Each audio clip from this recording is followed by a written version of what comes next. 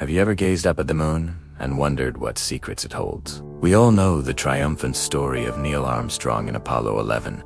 But what if I told you there's a darker, more chilling side to the space race? A story that's been whispered about in the shadows for decades. A story that NASA would rather you never hear. This is the story of the lost cosmonauts, the phantom astronauts, and the eerie voices from the void that hint at a secret history of space exploration. Today, we re-diving deep into one of the most enduring and unsettling conspiracies of the Cold War era. The theory of the lost cosmonauts.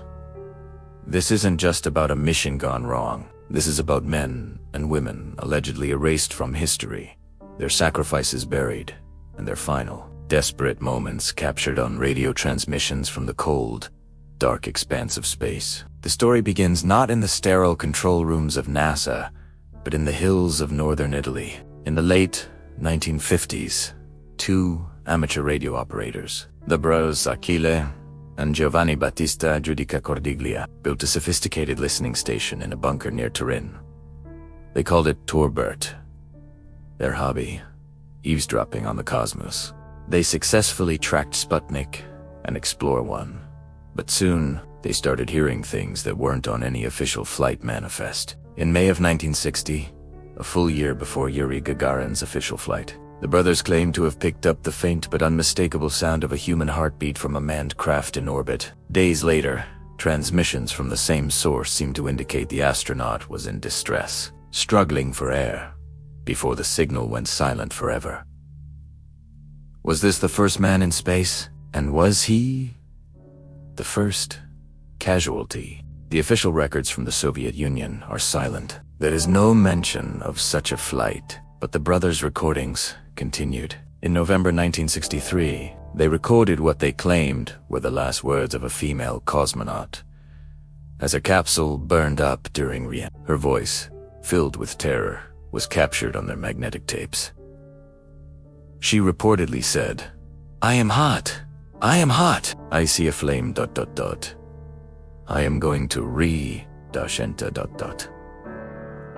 I will crash, then static." Imagine that, an amateur radio operator, thousands of miles away, being the sole witness to someone's final moments, a person whose very existence would be denied by their own country. The Soviet Union, in its intense rivalry with the United States, was obsessed with being first. First satellite, first animal in orbit, first man. The theory goes that any failure, especially a fatal one, would have been a catastrophic propaganda defeat. So, they simply covered it up.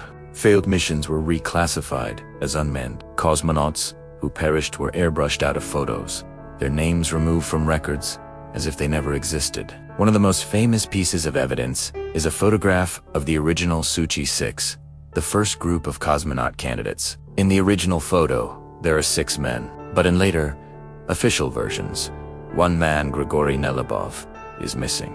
He was expelled from the program for misbehavior and later died under mysterious circumstances. Proponents of the theory say he wasn't just expelled. He was meant for a mission that failed, and his removal was part of the cover-up. Then there's the case of Vladimir Ilyushin, a Soviet test pilot. Legend has it that he, not Yuri Gagarin, was the first man to orbit the Earth on April 7, 1961, 5 days before Gagarin's famous flight. But Ilyushin's mission went terribly wrong. His capsule supposedly crash-landed in China, where he was held captive. To avoid this international embarrassment, the Soviets pushed Gagarin into the spotlight and created a cover story that Ilyushin was injured in a simple car accident. Now, let's be clear. Skeptics have strong arguments against these claims. They point out that the Giudica Cordiglia brothers' recordings are unverifiable.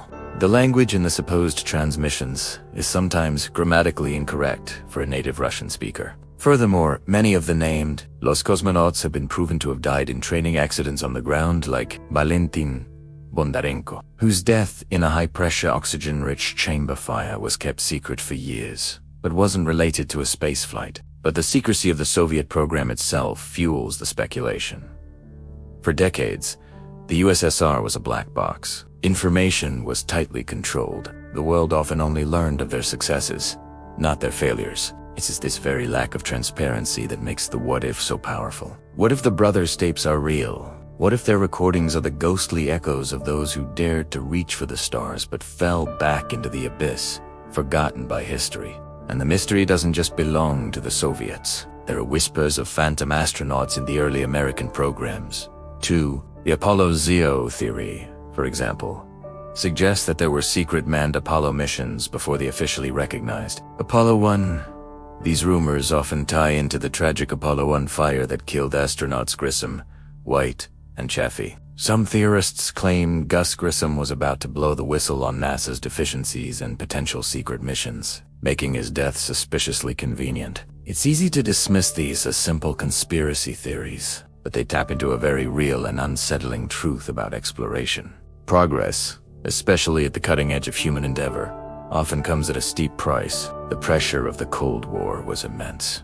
National pride, technological supremacy, and military advantage were all on the line. And that high-stakes game, is it really so far-fetched to believe that some sacrifices were deemed necessary and, more importantly, deniable? Think about the sheer number of test pilots and engineers involved. Are we certain we know every single person who strapped themselves into an experimental craft? These stories persist because they represent the unnamed, the unacknowledged pioneers, the ghosts in the machine. Their alleged voices, floating through the ether, are a haunting reminder that the journey to the moon wasn't just a clean, televised triumph. It was a brutal, dangerous climb, built on trial, error, and perhaps on the silenced stories of those who never made it back. Whether you believe these tales or not, they force us to look at the history of space travel with a more critical eye. They remind us that, behind the polished official narratives, there are always deeper, more complicated human stories. The Giudica Cordiglia brothers may have been hoaxers, or they may have stumbled upon the darkest secret of the space race.